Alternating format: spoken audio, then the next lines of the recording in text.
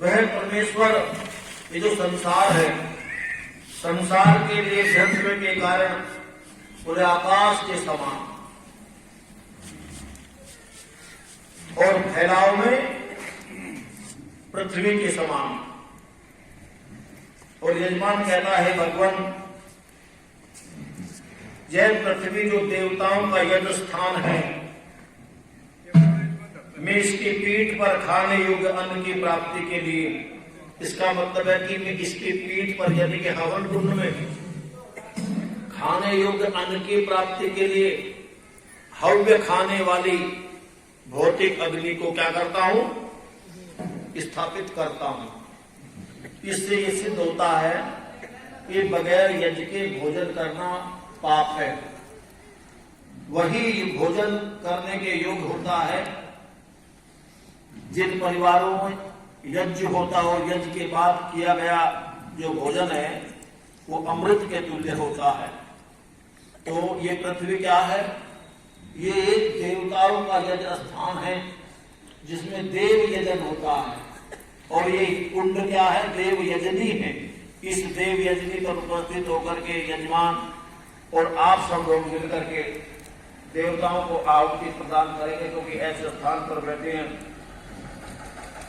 और विद्वानों के लिए कहा, हे विद्वान जनों एवं यजमान, तुम उत्तम रीति से चैतन्य को प्राप्त करो।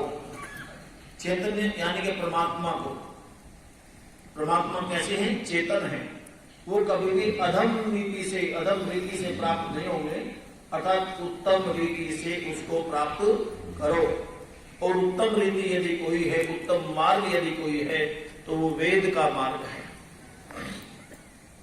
ज्ञान का मार्ग है। तो उस ज्ञान के मार्ग से परमात्मा को प्राप्त करो।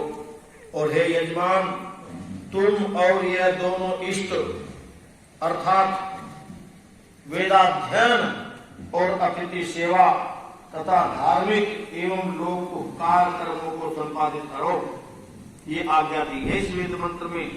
हे विद्वान जनों, तुम सब इस उत्तम स्थान पर, हे विद्वान जनों, तुम सब इस उत्तम स्थान पर अधिकार पूर्वक बैठो। अधिकार अर्थात कर्तव्य का पालन करते हुए।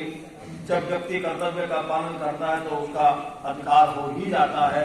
तो इसीलिए विद्वानों के लिए और यजमान के लिए ये व्याख्या इसमें दी है इस वेद मंत्र में।